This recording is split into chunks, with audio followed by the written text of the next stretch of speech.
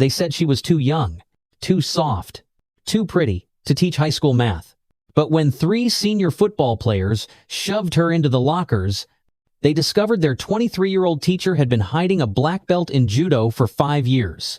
The sound of metal lockers rattling echoed through the empty hallway as Sophia Winters picked herself up from the cold linoleum floor, her lesson plans scattered like fallen leaves around her feet. Blood trickled from where her shoulder had connected with the sharp corner of locker number 247, but it wasn't the physical pain that made her hands tremble as she gathered her papers. It was the laughter of the 3 boys walking away, high-fiving each other as if assaulting a teacher was just another Friday afternoon victory. Sophia Winters had dreamed of being a teacher since she was 8 years old, sitting in Mrs. Chen's 3rd-grade classroom and watching how numbers could dance across the board and make sense of the world.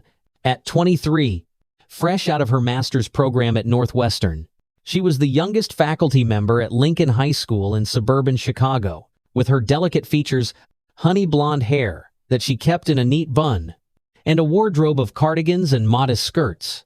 She looked more like a senior student than a teacher. The other faculty members had warned her during orientation that Lincoln High could be rough, especially for young female teachers. But Sophia had brushed off their concerns with the optimism of someone who believed that passion for education could overcome any obstacle. The trouble started on her very first day when she walked into her advanced placement calculus class to find 3 senior boys lounging across the desks like they owned the room.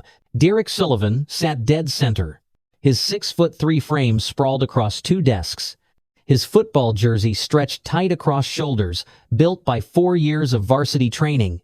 To his right was Marcus Thompson, whose father owned half the commercial real estate in town and made sure everyone knew it. On the left sat Tyler Chen, the principal's nephew who wore his immunity like an invisible crown. The moment Sophia entered, their conversation stopped, and 6 eyes tracked her movement from the door to the desk like predators sizing up prey. "Good morning, class," Sophia had said, her voice steady, despite the knot forming in her stomach. "I'm Miss Winters, and I'll be your AP Calculus teacher this year." The snort from Derek was loud enough to carry across the room. "Miss Winters? More like Miss Barely out of high school. How old are you?" 12? The class had tittered nervously, some students looking uncomfortable while others waited to see how their new teacher would handle the challenge. Sophia had taken a breath, remembering her professor's advice about establishing authority early. "I'm old enough to determine your grades. Mr. Sullivan, would you like to start the year with a detention for disrespect?" The room went silent, except for Marcus's low whistle. Derek's face had flushed red, but he'd slowly straightened in his seat, his eyes never leaving Sophia's face. "No, ma'am," he'd said, the words dripping with sarcasm. "Wouldn't want to disrespect someone who probably graduated high school." "What? Last year?" More laughter, bolder this time. Sophia had turned to the board and begun writing the day's lesson, her hand steady even as she felt 30 pairs of eyes boring into her back. She could handle this. She had to handle this. But handling it proved harder than she'd imagined. Every day brought new challenges to her authority. Derek, Marcus, and Tyler had made it their personal mission to undermine her at every opportunity. They talked over her lectures, made inappropriate comments about her appearance, and turned in assignments late with smirking apologies about how they'd been too busy with football practice to complete baby math problems. Other teachers pretended not to notice when Sophia had mentioned the behavior to Jim Harrison, the veteran math teacher whose classroom was next door. He just shrugged and said, "Boys will be boys, especially star athletes. You've got to learn to manage your classroom. Winters, maybe try being less approachable." Less approachable. The words echoed in Sophia's mind as she stood at her bathroom mirror each morning, pulling her hair back tighter, choosing darker colors, adding a severe blazer over her dresses. Nothing helped. If anything, their behavior escalated. They started showing up to class just as the bell rang, forcing her to either mark them tardy and face their loud protests or let it slide and lose more authority. They turned in tests with crude drawings in the margins. Once, she'd found a photoshopped image of herself in a compromising position taped to her classroom door. She'd torn it down with shaking hands, grateful she'd arrived early enough that no other students had seen it. The breaking point came during parent-teacher conferences. Derek's mother, a polished woman dripping in designer labels and entitlement for better incentives, had sat across from Sophia with a smile that never reached her eyes. "Miss Winters," she'd said, her voice honey-sweet with underlying steel. "Derek tells me you've been unnecessarily harsh with him, picking on him in class, giving him failing grades on tests where he showed his work differently than you preferred." The accusation was so far from reality that Sophia had been momentarily speechless. "Mrs. Sullivan, Derek has failed 3 tests because he hasn't shown any work at all. He refuses to participate in class and is consistently disrespectful." The woman's smile had sharpened. "My son is being recruited by Division I schools. His future is at stake. I'd hate to have to speak to the school board about a young, inexperienced teacher who seems to have a personal vendetta against student-athletes." The threat was clear. Back off or face consequences. Sophia had sat there, 23 years old, and facing down a woman whose lunch probably cost more than Sophia's weekly salary, and realized that she was completely alone in this fight. The administration wouldn't back her. The other teachers saw her as too young, too naive, too soft to handle real classroom management. And the students? They smelled blood in the water. Things deteriorated rapidly after that meeting. Derek must have told his friends about his mother's power play because all 3 boys strutted into class the next day like conquering heroes. "Miss Winters," Derek had called out, dropping into his seat without taking out any materials. "My mom says you need to be nicer to me. Maybe smile more? You'd be prettier if you smiled." The class had gone dead silent, everyone waiting to see how she'd respond. Sophia had continued writing equations on the board, her knuckles white around the marker. "Mr. Sullivan, please take out your textbook and turn to page 207. "Or what? You'll fail me?" Marcus had chimed in. "Good luck explaining that to the school board when Derek's taking state to championships." They owned her, and everyone knew it. Sophia taught the rest of the class to a room full of students who wouldn't meet her eyes, knowing that she'd lost whatever fragile authority she'd managed to build. That night, she'd sat in her empty apartment, staring at her teaching certificate on the wall and wondering if she'd made a terrible mistake. Her phone had rung, and she'd answered without checking the caller ID, hoping it might be her mother or her best friend Emma, someone who could remind her why she'd wanted to be a teacher in the first place. "Sophia?" The voice was warm and familiar. Master Kim from her old dojo. "I hope I'm not calling too late. I wanted to check in on my star student. How's the teaching career treating you?" The concern in his voice had nearly broken her. She'd trained under Master Kim since she was 18, earning her black belt in Judo just before starting her teaching career. He'd always said she had natural talent, the kind of precise control and explosive power that made her dangerous despite her small frame. But she'd hung up her gi when she got her teaching job, worried that maintaining her training would interfere with her new career. Besides, what place did martial arts have in a classroom? "It's challenging," she'd admitted, not trusting herself to say more without crying. Master Kim had been quiet for a moment. "Remember what I taught you, Sophia. True strength isn't about physical power. It's about knowing when to use it and when to show restraint. You have both. Don't let anyone make you forget who you are." She'd thanked him and hung up, his words echoing in her mind. Who was she? Was she the scared young teacher being bullied by her own students? Or was she the woman who'd thrown men twice her size during competitions? Could she be both? The next morning, she'd arrived at school early, hoping to grade papers in peace before the chaos of the day began. The hallway was empty.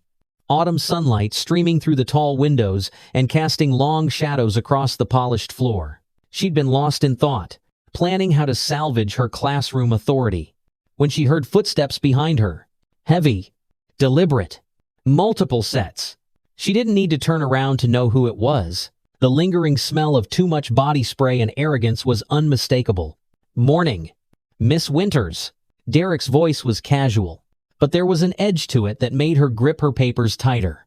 Awful early for someone who can't handle the job. Sophia kept walking, her heels clicking against the linoleum in a steady rhythm. She was only 20 feet from her classroom door. Just keep moving, she told herself. Don't engage. Don't escalate. But they were faster. And there were 3 of them. Marcus stepped in front of her, blocking her path. While Tyler moved to her left, Derek stayed behind her.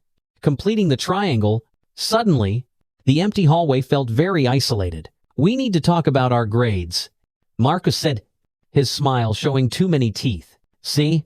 We're thinking you've been unfair, discriminatory, even might need to file a complaint. Sophia lifted her chin, meeting his gaze, even as her heart hammered against her ribs. Your grades reflect your performance. If you want them to improve, I suggest you start attending class and completing assignments. The smile slipped from Marcus's face. Tuller moved closer, close enough that she could smell the coffee on his breath. You think you're tough? Think that degree makes you better than us? His voice was low, menacing. You're nothing. Just a little girl playing dress-up. That's when Derek shoved her hard. Sophia stumbled backward, her papers flying from her arms as she fought for balance. Her shoulder slammed into the lockers with a metallic crash that echoed down the empty hallway. Pain shot through her arm and back as she slid to the floor, her vision blurring for a moment from the impact. The 3 boys stood over her, laughing, and for a split second, she saw herself as they did, small, weak, helpless, a victim. But then Master Kim's words whispered through her mind. True strength is knowing when to use it. And as she looked up at their smirking faces, she realized that moment had finally come. Sophia stayed on the ground for a moment longer, not out of pain or fear, but to center herself. 5 years of muscle memory hummed beneath her skin like electricity waiting for a conduit. Her shoulder throbbed where it had met the unforgiving metal, but pain was just information, and she'd learned long ago how to file it away for later examination.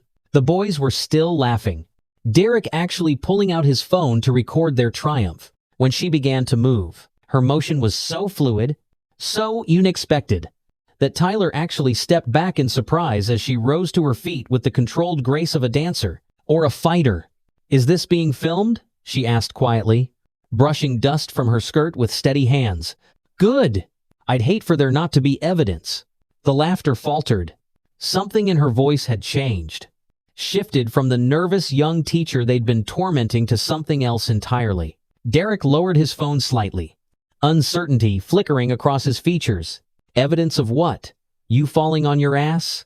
His bravado was still there, but cracked around the edges. Evidence of 3 18-year-old football players assaulting a teacher. Sophia replied, her voice calm as still water. Because that's what just happened. You put your hands on me. That's assault. And battery. Technically. Since you made contact, prove it. Marcus scoffed, but his confidence was wavering. Who's going to believe you? My dad owns half this town. Tyler's uncle runs this school. And Derek? His team's going to state? You're nobody. The word hung in the air between them like a challenge. Nobody. Sophia had been nobody her whole life. Nobody special in high school. Just another quiet girl who got good grades. Nobody important in college. Just another education major among thousands. Nobody significant at Lincoln High. Just the youngest teacher they could push around. But being nobody had its advantages. Nobody paid attention to nobodies. Nobody wondered what nobodies did in their free time. Nobody suspected that nobodies might have spent 5 years learning how to redirect force, how to use an attacker's strength against them, how to put someone on the ground in 3 seconds flat. You're right, Sophia said, taking a step forward. The boys instinctively moved back, maintaining the distance between them. I am nobody. But you know what's interesting about being nobody? We have nothing to lose. Derek recovered first, his natural aggression overcoming his momentary uncertainty. Is that a threat? You threatening us? His voice rose, performing for his friends. What are you going to do? Give us detention? Call our mommies? The mockery was back, but it felt forced now, like an actor who'd forgotten his lines and was improvising badly. No, Sophia said simply. I'm going to teach you a lesson, but not in calculus. The hallway seemed to hold its breath. Somewhere in the distance, a door slammed, the sound echoing like a starting gun. Tyler laughed, but it came out high and nervous. You're going to fight us? All 3 of us? That's the funniest thing I've heard all year. But he stepped back as he said it, creating more space between them. Athletes. Sophia had excellent instincts about physical threats. Their bodies knew danger even when their egos refused to acknowledge it. Marcus, perhaps sensing the shift in dynamics, decided to reassert control. Listen, Miss Winters, you're upset. We get it. Maybe we got a little carried away. Tell you what, you forget this happened. We'll think about actually trying in your class. Everyone wins. It was the kind of negotiation that had probably worked for him his entire life. A little pressure, a little charm, and problems went away. But Sophia wasn't a problem to be managed. She was a reckoning they'd invited. No, she said again. No deals, no forgetting. You crossed a line, and now you need to learn why that was a mistake. What happened next would become legend at Lincoln High, told and retold in cafeterias and locker rooms until the truth was indistinguishable from myth.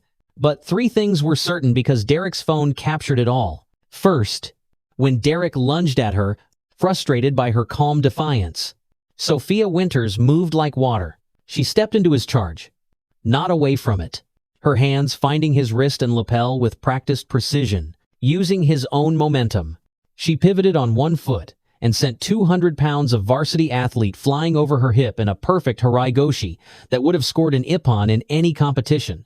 Derek hit the linoleum hard enough to drive the air from his lungs in an explosive wheeze. Second, when Marcus and Tyler rushed to their friend's aid, attacking simultaneously from different angles, Sophia didn't retreat.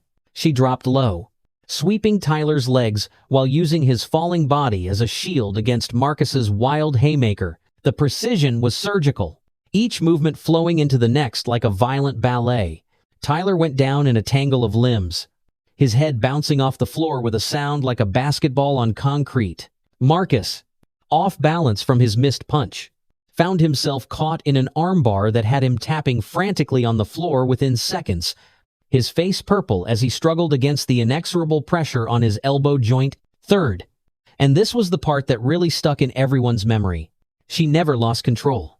Even as she systematically dismantled three athletes trained for violence on the football field, her face remained calm, almost serene. When school security finally arrived, drawn by the sound of bodies hitting linoleum and Derek's strangled cursing, they found Sophia Winters standing in the center of the hallway, not a hair out of place in her neat bun, surrounded by three of Lincoln High's finest, sprawled on the floor like discarded dolls.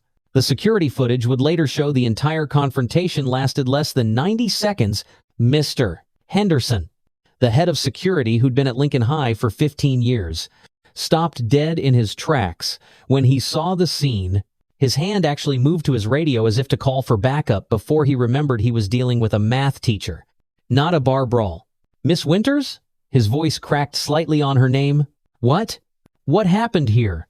These students physically assaulted me, Sophia said, her teacher voice back in place, as if she hadn't just demonstrated 5 years of judo expertise. I defended myself, as was my legal right. I believe Mr. Sullivan was recording the incident on his phone, which should provide clear evidence of who initiated physical contact. Derek, who had managed to prop himself up on one elbow, still wheezing like an asthmatic in July, clutched his phone like a lifeline.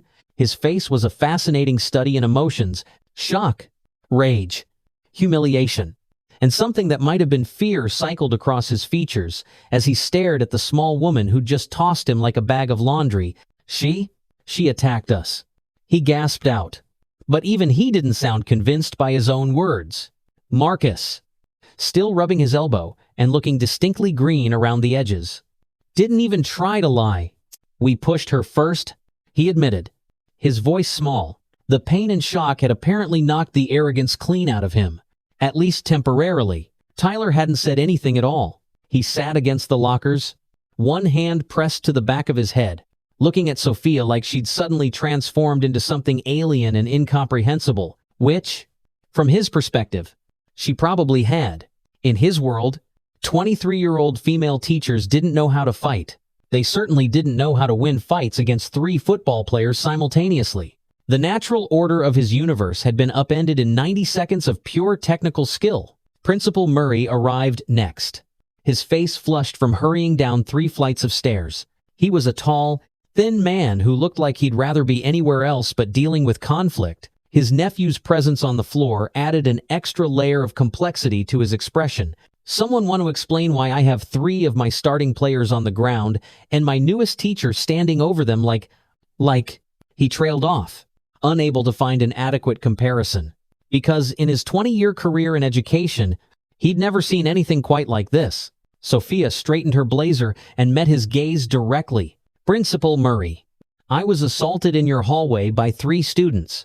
I defended myself using reasonable force as allowed by state law. I'm happy to provide a full statement. And I believe we should review the security footage immediately. I'll also be filing a police report, as assault on a teacher is a felony in Illinois." The word felony hung in the air like a guillotine blade. Tyler made a small, wounded sound. Principal Murray's face went from flushed to pale, so quickly it was like watching time-lapse photography of a chameleon. "Now, let's not be hasty," the principal began, his hands making calming gestures that fooled no one.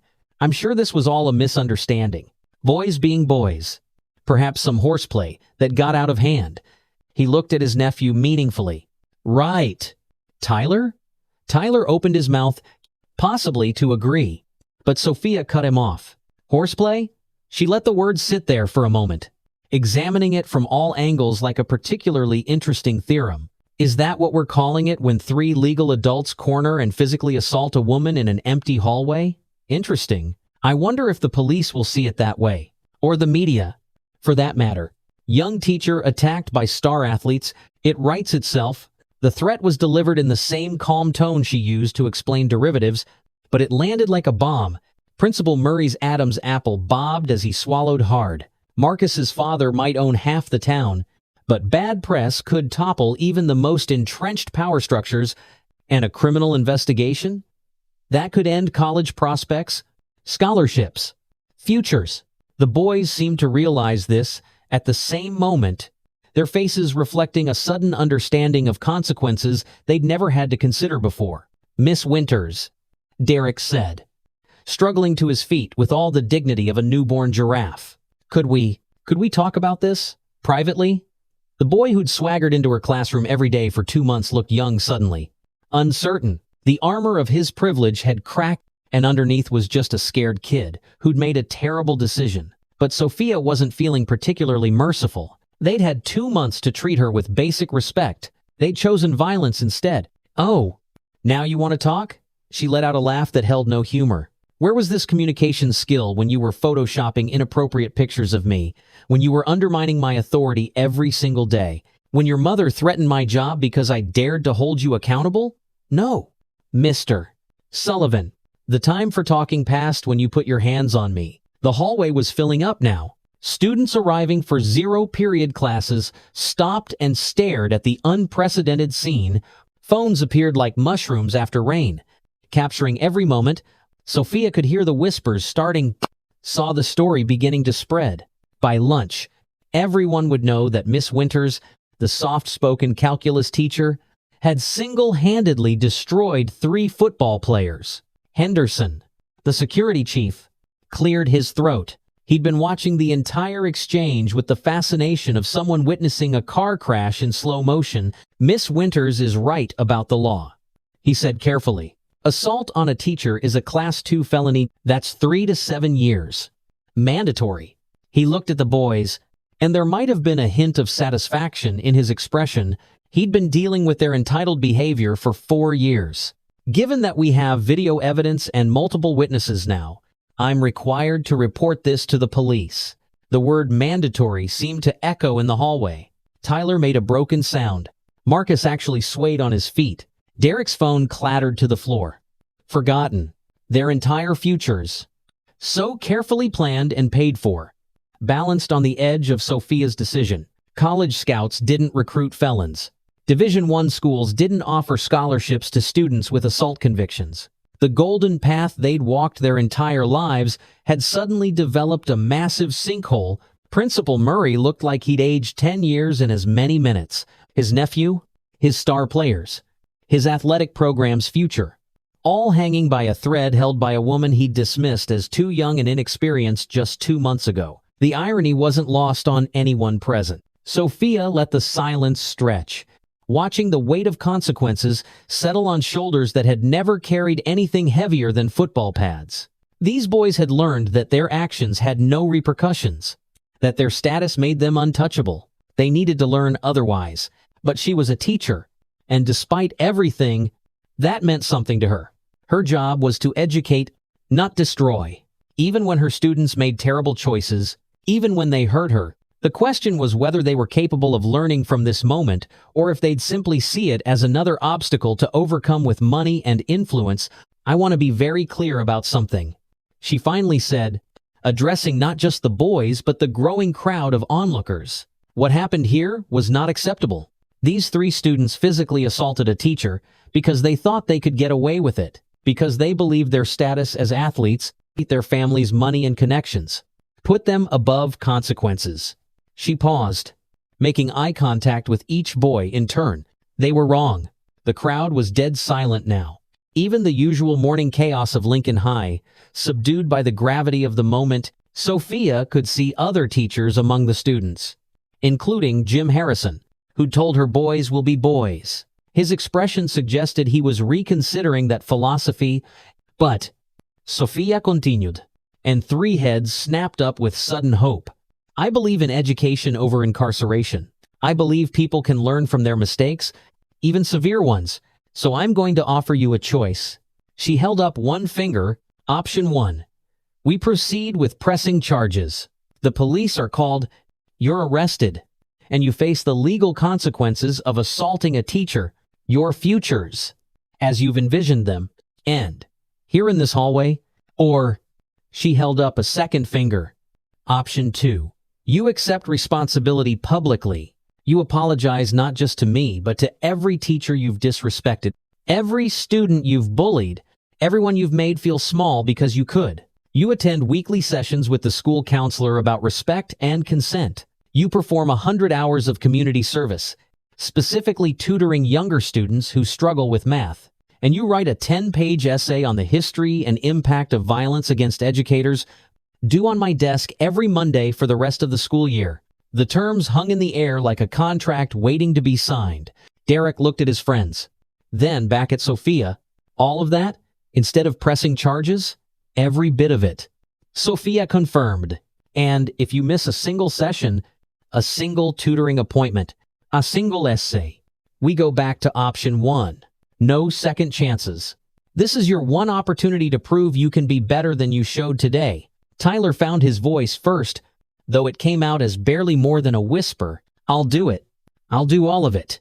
Just, please, don't. His uncle looked like he wanted to object, to find some administrative loophole, but the crowd of witnesses made that impossible. The court of public opinion was in session, and Principal Murray was politician enough to know which way the wind was blowing. Marcus nodded rapidly. Yes, I agree. Whatever you want. The fear in his voice was real. For possibly the first time in his life, he was facing consequences his father couldn't buy his way out of. Quote. All eyes turned to Derek. He was the ringleader, the one who'd started it all. His phone lay on the floor between them, still recording, capturing his humiliation for posterity. He could refuse, could take his chances with lawyers and family influence, but Sophia saw the moment he realized that ship had sailed. Too many witnesses, too much evidence, too public. A humiliation. His only path forward was through her mercy. I accept, he said, the words seeming to physically pain him. I'm sorry for everything. The apology was reflexive, probably not sincere yet, but sincerity could be learned. That was what education was about: growth, change, becoming better than you were. Sophia nodded once, then turned to Principal Murray. I'll need your support in implementing these consequences. No interference from parents, no reducing the requirements, no special treatment because of athletic schedules. If the school can't commit to that, we go with option 1. The principal looked like he'd swallowed something sour, but he nodded. You have my word. Miss Winters, no interference. He glanced at his nephew, who was still pressing a hand to his head. From anyone? Good. Sophia looked around at the crowd of students, many still recording. Then let this be a lesson to everyone. Teachers deserve respect. We're here to help you learn and grow. But we're not punching bags for your frustration or targets for your bullying. What happened here today happened because 3 students thought they were above consequences. They were wrong. She straightened her blazer one more time, picked up her scattered papers with the same calm efficiency she used to solve equations, and looked at the 3 boys who were still struggling to process their new reality. I'll see you gentlemen in class. On time. With your homework completed, and I'll expect those essays on my desk Monday morning, 8 am sharp. She turned and walked to her classroom, unlocking the door with steady hands. The crowd parted before her like she was Moses at the Red Sea. Just before she entered, she paused and looked back. Oh, and Mr. Sullivan, you might want to delete that video, unless you'd like it submitted as evidence of your assault. To be clear, then she stepped inside and closed the door, leaving behind a hallway full of stunned students, a principal reconsidering his career choices, and 3 boys who'd just learned that sometimes the smallest teachers carry the biggest lessons. The story would spread through Lincoln High like wildfire, growing and changing with each telling, but the core truth would remain. Sophia Winters, the young math teacher everyone thought was too soft for the job, had just solved the most complex equation of her career, and she'd done it without breaking a sweat. Inside her classroom, Sophia set down her papers and moved to the window, looking out at the parking lot where normal people were starting normal days. Her hands were shaking now, adrenaline finally catching up with her. She'd just taken down 3 football players in front of half the school. She'd threatened them with felony charges. She'd negotiated consequences like some kind of educational mob boss. What had she done? But then she thought about all the other young teachers who'd been driven out by bullying, all the students who'd watched their teachers being disrespected and learned that authority meant nothing, all the times she'd wanted to stand up for herself but hadn't because she thought being professional meant being a doormat. Her phone buzzed. A text from Master Kim. Though she had no idea how he could have heard about what happened so quickly. Heard you taught an interesting class this morning. Remember, the best teachers show their students not just what to learn, but why to learn it. Proud of you. Sophia smiled. The first genuine smile she'd had in weeks. She had a feeling her calculus class was going to be very different from now on. And maybe that was exactly what everyone needed. A little shock to the system. A disruption to the equation. A proof that sometimes the most elegant solutions came from the most unexpected variables. Outside her door, she could hear the bell ringing for first period. Soon, her students would file in, including 3 boys who just learned that their teacher was more than she appeared. They'd sit in their assigned seats, take out their textbooks, and for the first time all year, they'd pay attention. Not because they feared her, though there might be a little of that, but because she'd shown them something they'd never seen before. Strength used in service of justice. Power combined with mercy. Authority earned through competence, rather than inherited through privilege. Sophia Winters was 23 years old, 5'4", and had just established herself as the most formidable teacher at Lincoln High. Her calculus class was about to become the most disciplined, respectful, and possibly even enthusiastic math class in the school's history, because everyone now knew that Miss Winters didn't just teach equations, she taught consequences, and that was a lesson worth learning. Monday morning arrived with the weight of anticipation hanging over Lincoln High like morning fog. Sophia arrived at 7:30 a.m., earlier than usual, and found 3 essays already slipped under her door. She gathered them up along with her coffee and settled at her desk to read. Derek's essay was on top, 11 pages, instead of the required 10. His usually sloppy handwriting replaced by careful printing. The title read, "When Privilege Becomes Poison, a Personal Reflection on Violence in Education." She raised an eyebrow and began to read. The essay started exactly as she'd expected. Stiff and formal. Clearly Googled statistics about teacher assault rates, but by page 3, something shifted.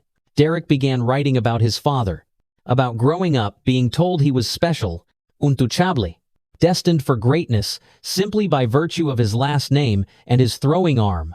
He wrote about the first time he'd bullied someone in middle school and how the vice principal had let it slide because the Sullivans donated new uniforms that year. He traced a line from that moment to the hallway confrontation. connecting dots he'd never seen before. By the final page, his words had taken on a raw honesty that surprised her. "I've spent 18 years believing I was above consequences. It took 90 seconds on a hallway floor to learn I was wrong. I'm grateful it was just 90 seconds and not 3 to 7 years." Marcus's essay focused on the economics of privilege, an unexpected angle that revealed he'd actually put thought into it. He'd researched teacher salaries, compared them to his family's income, and calculated that his father made more in a day than Sophia made in a month. "I used to think this meant we were better," he wrote. "Now I understand it just meant we were luckier. And luck without gratitude becomes entitlement." His conclusion was particularly striking. Miss Winters could have destroyed our futures. Instead, she chose to educate us. That's the kind of power I want to have someday, the power to lift people up even when they've knocked you down. Tyler's essay was the shortest at exactly 10 pages, but perhaps the most personal. He wrote about living in his uncle's shadow, about the pressure of being the principal's nephew, about how he'd learned to use that connection as both shield and weapon. "I've hidden behind my uncle's authority my entire high school career," he admitted. "But when I was on that hallway floor, his title couldn't help me. I had to face the consequences of my own actions for the first time." He ended with an apology that felt genuine. "I'm sorry for every time I made you feel small. Miss Winters, the truth is, you were always bigger than all of us." Sophia set the essays aside, surprised to find herself moved by their words. She'd expected sullen compliance, minimum effort, resentment disguised as reflection. Instead, she'd gotten something approaching actual introspection. It was a start, better than she'd hoped for. The real test would be whether their actions matched their words. Her first period AP Calculus class filed in with an energy she'd never felt before. Students who usually slouched in the back sat up straight. The chronic texters put their phones away without being asked, and when Derek, Marcus, and Tuller entered, the entire room held its breath. The three boys moved differently now, their usual swagger replaced by something more subdued. They took their seats without comment, pulled out their completed homework, and actually had their textbooks ready. It was such a dramatic change that Sophia had to hide a smile. "Good morning, class," she said, moving to the board with her usual calm. "Today we're tackling integration by parts." She began writing equations, but she could feel the difference in the room. When she asked questions, hands actually went up. When she assigned practice problems, students actually attempted them, and, most remarkably, when one student struggled with a concept, Derek Sullivan, star quarterback and former terror of her classroom, quietly offered to help explain it. The student looked shocked but accepted, and soon they were working through the problem together. The tutoring program began that afternoon. Sophia had arranged for the boys to work with struggling freshmen in the library, supervised by Mrs. Chen, the longtime librarian who took no nonsense from anyone. She stopped by during her free period to observe and found a scene she wouldn't have believed a week ago. Marcus was patiently explaining algebraic concepts to a nervous freshman girl. Using football analogies to make the abstract concrete, Tyler was working with two boys who clearly recognized him as the principal's nephew, but seemed to be relaxing as he walked them through geometry proofs. And Derek was surrounded by three students, using colored pencils to illustrate how equations worked. His natural leadership skills channeled into something constructive. Mrs. Chen caught Sophia's eye and nodded approvingly. "They've been here since 3 p.m., she whispered. "No complaints. No attitude." That Sullivan boy actually asked if he could come extra days if more students needed help. Sophia watched for a few more minutes, seeing genuine engagement from all parties. The freshmen were learning, but more importantly, the seniors were teaching. There was something transformative about being needed, about having knowledge worth sharing. The boys who'd used their power to intimidate were discovering what it felt like to use it to elevate. Of course, not everyone was happy with the new arrangement. Tuesday morning brought an unwelcome visitor to Sophia's classroom. Mrs. Sullivan swept in during Sophia's prep period, designer heels clicking on the linoleum like an expensive countdown to confrontation.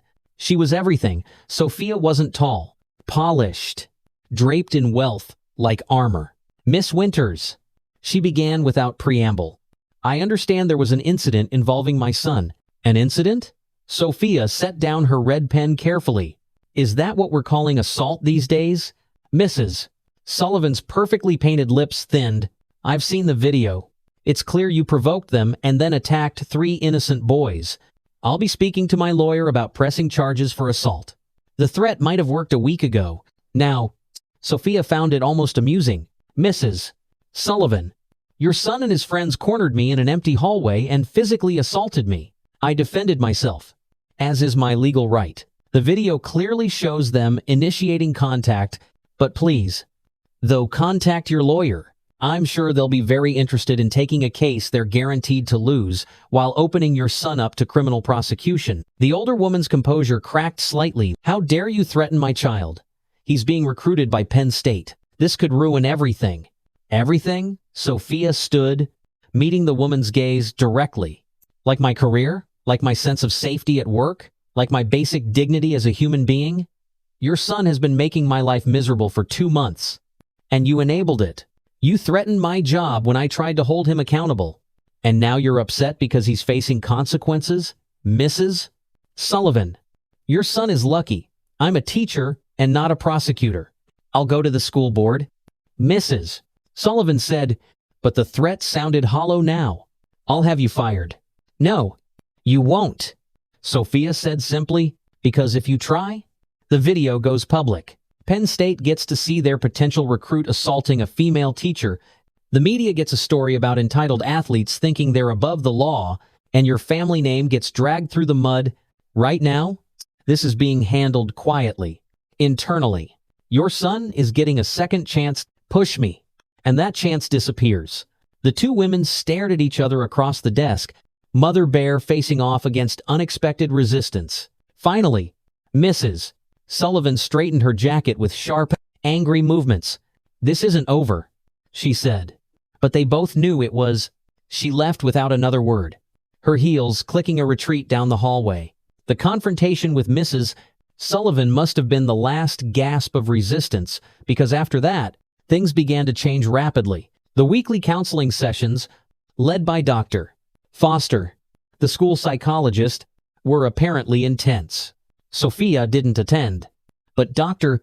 Foster gave her updates. They're actually engaging, she reported after the 3rd session, especially Derek.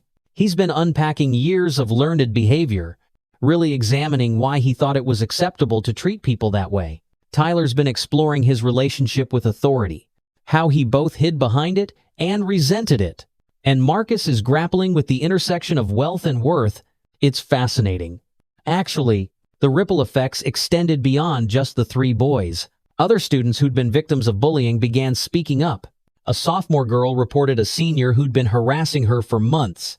A freshman boy finally told someone about being shoved into lockers daily. The culture of silence that had protected bullies was cracking, and Sophia found herself unexpectedly at the center of a school-wide shift. Teachers who'd previously ignored her in the staff room now sought her advice. How do you handle difficult students? How do you maintain authority without being authoritarian? She'd become, without intending to, a symbol of standing up for yourself.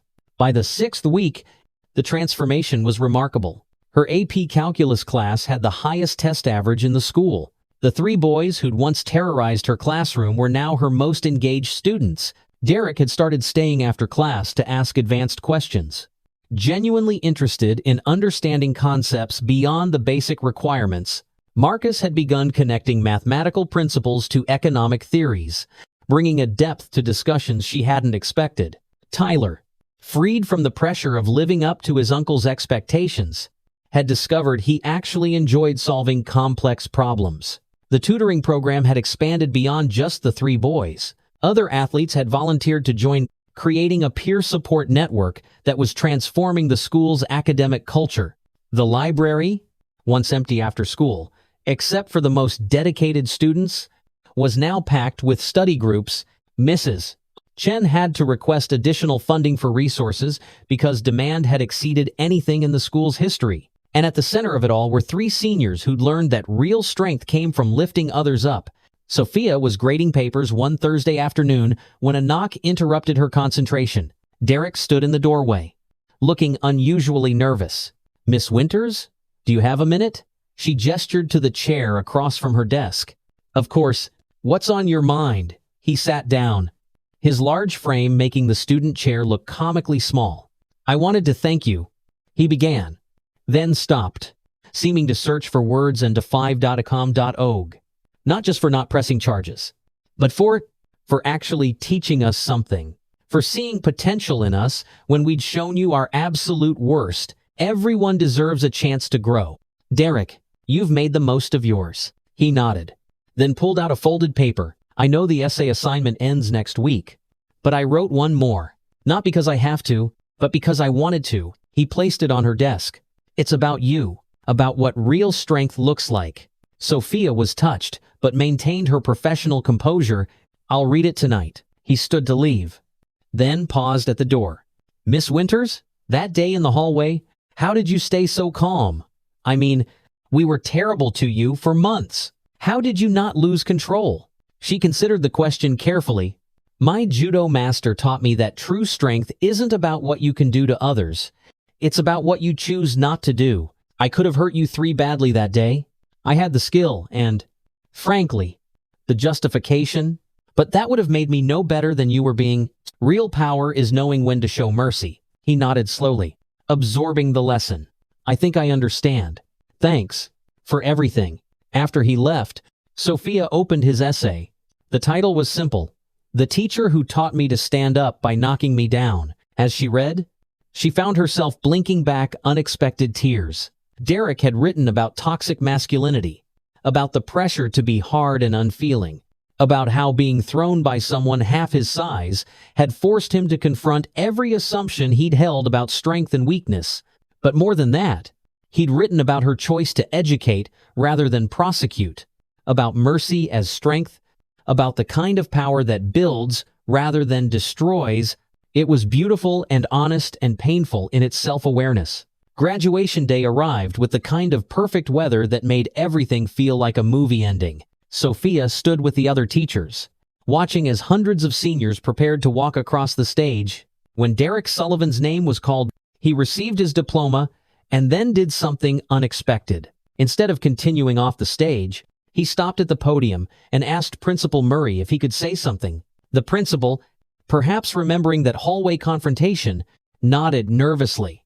Before I leave Lincoln High, Derek said, his voice carrying across the football field, I need to thank someone. Miss Winters, my calculus teacher, taught me the most important lesson of my life. And it wasn't about math. He found her in the crowd and smiled. She taught me that real strength isn't about dominating others. It's about lifting them up. That mercy is more powerful than revenge. And that everyone, even someone who's made terrible mistakes, deserves a chance to become better. Thank you, Miss Winters, for everything. They hugged, carefully and respectfully, and then disappeared into the crowd of graduates. Sophia watched them go, knowing they'd carry the lessons from that hallway confrontation for the rest of their lives. Derek would go on to Penn State, not just as a football player, but as a leader who understood responsibility. Marcus would study economics with a new understanding of value beyond monetary worth. Tyler would become a teacher himself, inspired by the woman who'd shown him what education really meant.